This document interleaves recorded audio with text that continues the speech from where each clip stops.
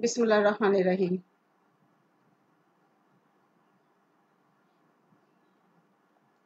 ক্লাসের শুরুতে সকলকে আসসালামু আলাইকুম। প্রিয় শিক্ষার্থীবৃন্দ, গোলজারবাগ উচ্চ বিদ্যালয়ে আয়োজিত অনলাইন ক্লাসে তোমাদের সকলকে একগুচ্ছ গোলাপের শুভেচ্ছা। আশা করি আল্লাহর রহমতে তোমরা সকলেই ভালো আছো, সুস্থ আছো এবং অনলাইন ক্লাসগুলো নিয়মিত দেখছো এবং চর্চা করছো। প্রিয় শিক্ষার্থীবৃন্দ, আমরা যে মরণঘাতী করোনা ভাইরাসের কারণে স্কুলে আসতে পারছি না, সেই করোনা ভাইরাসের হাত থেকে রক্ষা পাওয়ার জন্য তোমরা ঘরের বাইরে গেলে মাস্ক ব্যবহার করবে, সামাজিক দূরত্ব বজায় রাখবে এবং 2-3 ঘন্টা পর পর সাবান পানি দিয়ে 20 সেকেন্ড ধরে হাত ধুবে। প্রিয় শিক্ষার্থীবৃন্দ, আমরা আরেকটি সমস্যার মধ্যে আছি, সেটি হচ্ছে মাদক। আমি মাদক নিয়ে এর আগের ক্লাসগুলোকেও বলেছি, এখনো বলছি, এটা একটি সামাজিক ব্যাধিতে পরিণত হয়েছে।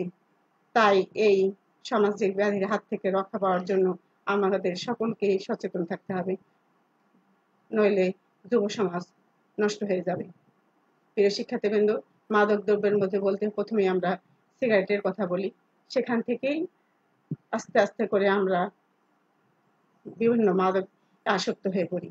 তাই এই সিগারেটের হাত থেকে রক্ষা পাওয়ার জন্য আমাদের সচেতন থাকতে হবে। আমরা একে অপরের যারা সিগারেট আসক্তি তাদের থেকে দূরে থাকব এবং এই সিগারেটের যে ধোঁয়া, সেটা কিন্তু আমাদের স্বাস্থ্যের জন্য অনেক ক্ষতিকর, আমাদের ফুসফুসকে নষ্ট করে ফেলে। তাই আমরা এসে সবাই মিলে বলি মাদককে না বলি। প্রিয় শিক্ষার্থীবৃন্দ, আমার পরিচয় জেনে নাও। আমি মোসাম্মদ লাইলা পারভীন, সহকারী শিক্ষক, গোলজারবাগ উচ্চ বিদ্যালয়, রাজশাহী বোর্ড, রাজশাহী। আমি আজ তোমাদের 8ম শ্রেণীর বাংলা প্রথম পত্র পড়াবো। প্রিয় শিক্ষার্থীবৃন্দ, এখানে অনেকগুলো তোমরা ছবি দেখতে পাচ্ছ। দেখো ছবিতে আমরা কাদেরকে দেখছি। দেখো, ইনি হচ্ছে সিস্টার নিবেদিতা। ইনি 1867 খ্রিস্টাব্দে জন্মগ্রহণ করেন, 1911 সালে মৃত্যুবরণ করেন। আশালতা সেন, ইনি 1894 সালে জন্মগ্রহণ করেন এবং 1986 সালে মৃত্যুবরণ করেন। ইনি নীলা রাগ, 1900 সালে জন্মগ্রহণ করেন এবং 1970 সালে মৃত্যুবরণ করেন। দেখো, প্রীতিলতা ওয়াদ্দেদা, ইনি 1911 সালে জন্মগ্রহণ করেন এবং 1932 সালে মৃত্যুবরণ করেন। তাহলে তোমাদের মনে প্রশ্ন জাগছে, তারা কে? তারা কে? তারা হচ্ছে বিভিন্ন সময়ের আন্দোলনকারী নারী। তাই আজ তোমাদের আমি নারী কবিতা পড়াবো, লিখেছেন কাজী নজরুল ইসলাম। প্রিয় শিক্ষার্থীবৃন্দ, আমরা নারী কবিতাটি পড়লে যা শিখতে পারবো, বলতে পারবো, লিখতে পারবো, তা হচ্ছে যে কাজী নজরুল ইসলামের সংক্ষিপ্ত পরিচয় উল্লেখ করতে পারবো, নতুন শব্দগুলো বাক্যে প্রয়োগ করতে পারবো, নারী কবিতাটি শুদ্ধ উচ্চারণে আবৃত্তি করতে পারবো, মানব সভ্যতা নির্মাণে পুরুষ ও নারীর যৌথ ভূমিকা বিশ্লেষণ করতে পারবো। শিক্ষার্থীবৃন্দ, আমরা যে নারী কবিতাটি পড়ছি, তার কাজী নজরুল ইসলাম এই নারী কবিতার মধ্যে কি বলতে চেয়েছেন তার একটু ভাবার্থ জেনে নিন। নারী কবিতাটি কাজী নজরুল ইসলামের সাম্যবাদী কাব্যগ্রন্থ থেকে সংকলিত। সাম্যবাদী কবি নরনারী উভয়কে সমান মানুষ হিসাবে দেখেছেন। তিনি জগতে নর নারীর সমান অধিকারের কথা বলেছেন। তার মতে পৃথিবীতে মানব সভ্যতা নির্মাণে নারী ও পুরুষের অবদান সমান।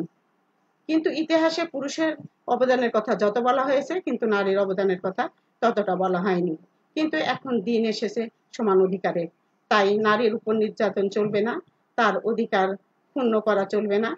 নারী পুরুষ সবাইকে সুন্দর উজ্জ্বল ভবিষ্যৎ রচনা করতে হবে সম্মিলিতভাবে।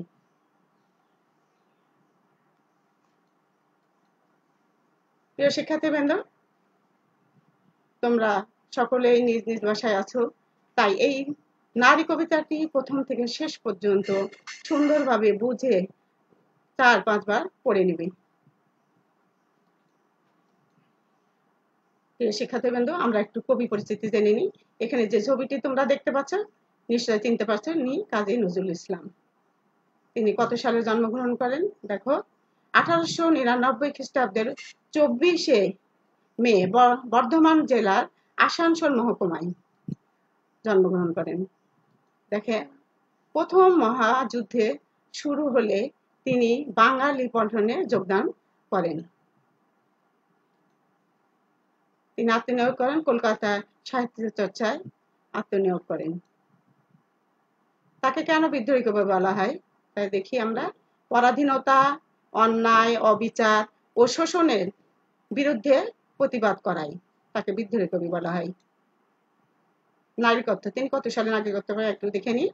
1972 সালে কবিকে ঢাকায় নাগরিকত্ব প্রদান করা হয়। প্রিয় শিক্ষার্থীবৃন্দ, কাজী নজরুল ইসলাম কত সালে মৃত্যুবরণ করেন একটু দেখে নিই।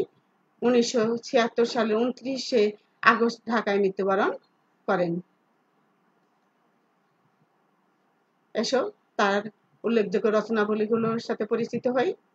প্রথম হচ্ছে প্রলয় শিখা, অগ্নিবীণা, সিন্ধু হিন্দোল, বিষের বাসী। আর হচ্ছে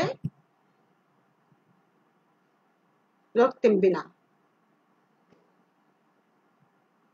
তাহলে আমরা এখান থেকে কাজী নজরুল ইসলাম কত সালে জন্মগ্রহণ করলেন, কত সালে মৃত্যুগ্রহণ করলেন, কত সালে নাগরিকত্ব পেলেন, এবং তাকে কেন বিদ্রোহী কবি বলা হয়, এবং তার উল্লেখযোগ্য গ্রন্থগুলির নাম জানলাম। প্রিয় শিক্ষার্থীবৃন্দ, এসো একটি একক কাজ নাও। কাজী নজরুল ইসলামের বিখ্যাত 4টি গ্রন্থের নাম দেখো, নিশ্চয় তোমরা গ্রন্থগুলির নাম লিখতে পারবে। প্রিয় শিক্ষার্থীবৃন্দ, আমরা নারী যে কবিতাটি পড়লাম, ভাবার্থ জানলাম, সেখান থেকে তোমাদের জন্য আমি কিছু নতুন শব্দ নিয়ে আসছি। এসব আমরা শব্দের অর্থগুলো জেনে নিই। সাম্য শব্দটির অর্থ কি? সাম্য শব্দটির অর্থ হচ্ছে সমতা বা সকলের জন্য সমান অধিকার। মহিমান শব্দের অর্থ কি? মহিয়ান শব্দটির অর্থ হচ্ছে সুমহান। এখানে মহিমান্বিত অর্থে ব্যবহৃত হয়েছে। রণ শব্দটির অর্থ কি? রণ শব্দটির অর্থ হচ্ছে যুদ্ধ বা লড়াই। প্রিয় শিক্ষার্থীবৃন্দ, আর একটি শব্দ তোমরা দেখতে পাচ্ছ, রচা শব্দটির অর্থ কি? রচনা করা হয়েছে এমন বা সৃষ্টি করা হয়েছে এমন। পীড়ন শব্দটির অর্থ কি? অত্যাচার, নির্যাতন, শারীরিক কষ্ট প্রদান। পীড়া শব্দটির অর্থ কি? পীড়া শব্দটির অর্থ হচ্ছে যন্ত্রণা, কষ্ট, বেদনা। তাহলে অর্থগুলো, শব্দের অর্থগুলো জানতে পারি।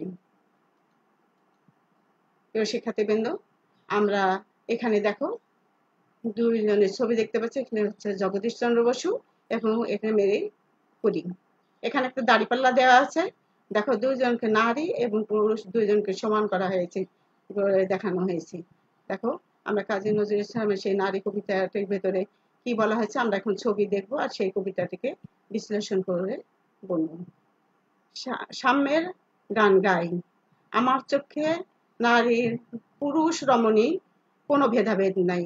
বিশ্বে যা কিছু মহান সৃষ্টি চিরকল্যাণকর, অর্ধেক তার করিয়াছে নারী, অর্ধেক তার নয়। অর্থাৎ পৃথিবীতে যত কিছু সৃষ্টি হয়েছে ভালো এবং কল্যাণকর, সবই অর্ধেক অবদান হচ্ছে নারীর আর অর্ধেক হচ্ছে পুরুষের। শিক্ষার্থীবৃন্দ, আমরা আর একটি ছবি দেখতে পাচ্ছি। দেখো, এটা বিশ্বের মানচিত্রের ছবি। এখানে দেখো, পুরুষ এবং নরের পাশাপাশি চলছে। বিশ্বের যা কিছু এলো, পাপ, তাপ, বেদনা, অশ্রু বাড়ি, অর্ধেক তার আনিয়াছে নর, অর্ধেক তার নারী। পৃথিবীতে যা এসেছে, পাপ, পুণ্য, যা ভালো মন্দ যেটাই হয়েছে নাকি, সবটার মধ্যেই অর্ধেকের অবদান নারী এবং অর্ধেক অবদান নরের। প্রিয় শিক্ষার্থীবৃন্দ, আমরা আর একটি ছবি দেখছি। দেখো, ছবিটি একটা কোনো জায়গায় অভিযানের ছবি। সেই অভিযানের নারী পুরুষের অবদানের কথা বলা হয়েছে। জগতের যত বড় বড় জয় বড় বড় অভিযান, মাতা ভগ্নী ও বধূদের ত্যাগে হইয়াছে মহিয়ান। এটা যত বড় বড় জয় হয়েছে, যত বড় বড় অভিযান চালানো হয়েছে, তাতে ত্যাগ, মহিলাদের বা নারীদের ত্যাগের মাধ্যমে সম্ভব হয়েছে।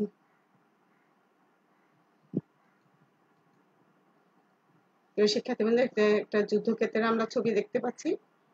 দেখো, কোন রানে কত খুন দিল নর, লেখা আছে ইতিহাসে। কত নারী দিল স্মৃতির সিঁদুর, লেখা নাই তার পাশে। যত কিছু অবদান আছে তার পুরুষের কথা বলা হয়েছে, কিন্তু নারীদের কথা বলা হয়নি। এখানে নারীদেরকে বঞ্চিত করা হয়েছে। শিক্ষার্থীরা, এখানে একটা স্থির ছবি দেখতে পাচ্ছ। এখানে দেখো, নারী পুরুষের সেবা করছে। দেখো, কত মাতা দিল হৃদয় উপাড়ি, কত বোন দিল সেবা, বীরের স্মৃতি স্তম্ভে গায়ে লেখা রয়েছে কেবা। মানে এখানে বলতে চাইছে যে কোন এত সেবা নারীরা দিল, এত ভালোবাসা দিল, তারপরে এখানে কিন্তু কোনো স্তম্ভে তাদের নাম লেখা নেই। দেখো, এখানে একটা বিজয় নিশানের কথা দেখা যাচ্ছে। একটা তরবারি নিয়ে একজন পুরুষ যাচ্ছে, আর পাশে মহিলা আছে। দেখো, ছবিটা দেখতে পাচ্ছি, কোনো কালে একা হয়নি কো জয়, পুরুষের তরবারি প্রেরণা দিয়েছে, শক্তি দিয়েছে বিজয় লক্ষ্মী নারী। যে তরবারি, পুরুষের তরবারি এমনিতে জয় হয়নি, এই নারীর প্রেরণা, নারীর শক্তির কারণেই তারা জয় করতে পেরেছে। এটা নারীদের সমান অবদান। প্রিয় শিক্ষার্থীবৃন্দ, এখানে আরেকটি ছবি দেখতে পাচ্ছ, যে নারীরা সেবা করছে দাসী হিসাবে। দেখো, এখানে সে যুগ হইয়াছে বাসী, যে যুগে পুরুষ দাস ছিল না কো, নারীরা ছিল দাসী। পুরুষরা দাসী ছিল না, দাস ছিল না, দাসী ছিল নারীরা। কিন্তু এখন সেই যুগ আর নেই, সে যুগ চলে গেছে। এখানে দেখো, ছবিতে কি দেখতে পাচ্ছ, যে নারীদের হাতের বাঁধন ছিঁড়ে ফেলেছে। অর্থাৎ নারীরা আর বন্দী থাকতে চায় না, মুক্ত হতে চাই। তাই দেখো, বেদনার যুগ, মানুষের যুগ, সাম্যের যুগ আজি, কেউ রইবে না বন্দী কাহারও, উঠিয়াছে ডঙ্কাবাজি। এখন সবাই প্রতিবাদ করতে শিখেছে, নারীরা প্রতিবাদ করতে শিখেছে, আর বন্দী থাকতে চাই না, সমান অধিকার চাই।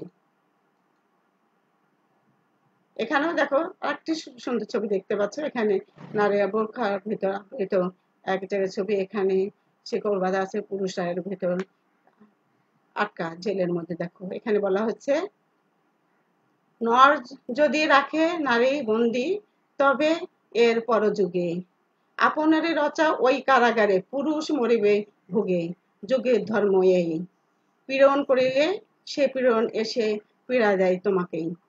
অর্থাৎ পুরুষরা যতই নারীদেরকে অত্যাচার করুক, পীড়ন করুক, একসময় পুরুষরাও এই পীড়নের মধ্যে পড়বে। সেটাই এই ছবিতে তোমরা দেখতে পাচ্ছ। প্রিয় শিক্ষার্থীবৃন্দ, আমরা এখানে আরো ছবি দেখতে পাচ্ছি। এই যে বিশ্বের ক্ষমতা নারীর ছবি দেখতে পাচ্ছি। দেখি, একই টাইনের ইলিনর, ইনি জন্মগ্রহণ করেছেন 1122 সালে, আর মৃত্যুবরণ করেছেন হলো 1224 খ্রিস্টাব্দে। ইসাবেলা, ইনি 1851 খ্রিস্টাব্দে জন্মগ্রহণ করেছেন এবং 1504 খ্রিস্টাব্দে মৃত্যুবরণ করেছেন। রাশিয়ার ক্যাথেরিন, ইনি জন্মগ্রহণ করেছেন 1729 খ্রিস্টাব্দে এবং মৃত্যুবরণ করেছেন 1796 খ্রিস্টাব্দে। ইনি রানী ভিক্টোরিয়া, ইনি জন্মগ্রহণ করেছেন 1819 সালে এবং মৃত্যুবরণ করেছেন 1901 সালে। দেখো, প্রিয় শিক্ষার্থীবৃন্দ, প্রাচীনকালে নারীরা ছিল খুবই অবহেলিত, কিন্তু এসবের পরেও কিছু কিছু নারীরা ছিল ব্যাপক ক্ষমতাশালী। এই নারীগুলা ছিল সে সময় অনেক ক্ষমতাশালী।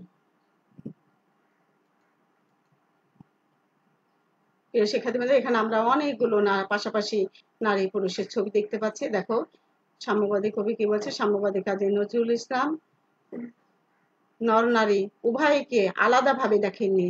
তিনি বলেছেন, সকলেরই এক পরিচয়, তারা মানুষ। তাই দেখো পাশাপাশি সবাই।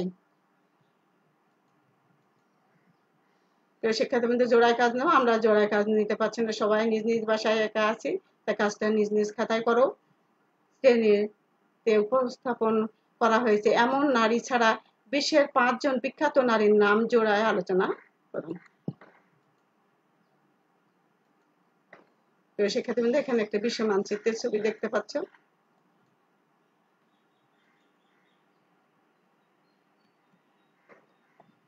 দেখো এখানে পৃথিবীতে প্রতিটি মহান সৃষ্টি ও কল্যাণে নারী ও পুরুষের অবদান সমান।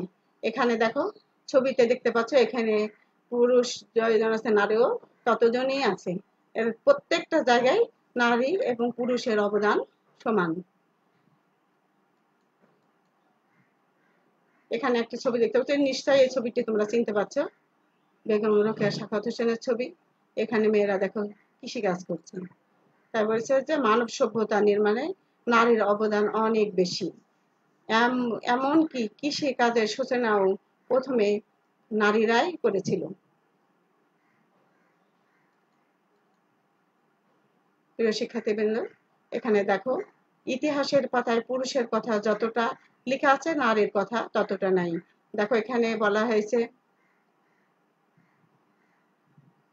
হাজী শহীদুল্লাহ, চিত্তরঞ্জন দাস, অরবিন্দ ঘোষ, নেতাজি সুভাষচন্দ্র বসু, রাসবিহার বসু, ক্ষুদিরাম বসু, মাস্টারদা সূর্য সেন, প্রফুল্ল চাকি, মাইকেল, প্রীতিলতা ওয়াদ্দেদার, রবীন্দ্রনাথ আর কামিনী রায়। এখানে দেখো যত পুরুষের কথা বলা হয়েছে তত কিন্তু নারীর কথা বলা হয়নি ছবিতে, দেখেছো? তাতে বুঝতে পারছো যে নারী এবং পুরুষকে সে সময় সমানভাবে দেখা হতো না। প্রিয় শিক্ষার্থীবৃন্দ, একটি দলীয় কাজ নাও। দলীয় কাজটি তোমরা নিজ নিজ খাতায় করবে, যেহেতু তোমরা নিজ নিজ বাসায় অবস্থান করছো, স্কুলে আসতে পারছো না। দেখো বিশ্বের যা কিছু মহান সৃষ্টি চিরকল্যাণকর, অর্ধেক তার করিয়াছে নারী, অর্ধেক তার নর। উদ্দীপকটির তাৎপর্য দেওয়ালে আলোচনা করে উপস্থাপন করো। এখন নারী নির্যাতন কিন্তু দেখো এখানে একটি নারী নির্যাতনের ছবি দেখতে পাচ্ছ, আর এখানে দেখো একটা নারী নতুন সূর্য উঠেছে সকালবেলা, দেখো জয়ের হাত তুলে দাঁড়িয়ে আছে। দেখো কি বলছে যে নারীর উপর আর নির্যাতন চলবে না, তার অধিকারকে ক্ষুণ্ণ করা যাবে না, সময় এসেছে নারী অধিকার আদায়ের। এখন নারীরা প্রতিবাদী হয়েছে, তার অধিকার আদায় করতে শিখেছে। প্রিয় শিক্ষার্থীবৃন্দ, এতক্ষণ যে আমরা নারী কবিতাটি আলোচনা করলাম, বিশ্লেষণ করলাম, জানলাম, সেখান থেকে আমি তোমাদের জন্য কিছু মূল্যায়নমূলক প্রশ্ন নিয়ে এসেছি। এসো আমরা সেই মূল্যায়নমূলক প্রশ্নতে গুলো দেখি। কাজী নজরুল ইসলামের জন্ম কত সালে? 1889 সালে, 1899, 1972, 1976। প্রিয় শিক্ষার্থীবৃন্দ, এসো সঠিক উত্তরটি জেনে নিন। সঠিক উত্তরটি হচ্ছে 1899। 1899 সালে কাজী নজরুল ইসলামের জন্ম হয়েছিল। 2 নম্বর প্রশ্নটি দেখো, নারী কবিতাটি কোন কাব্যগ্রন্থ থেকে নেওয়া হয়েছে? অগ্নিবীণা, বিষের বাসী, সাম্যবাদী, ছায়ানট। এসো আমরা সঠিক উত্তরটি জেনে নিই।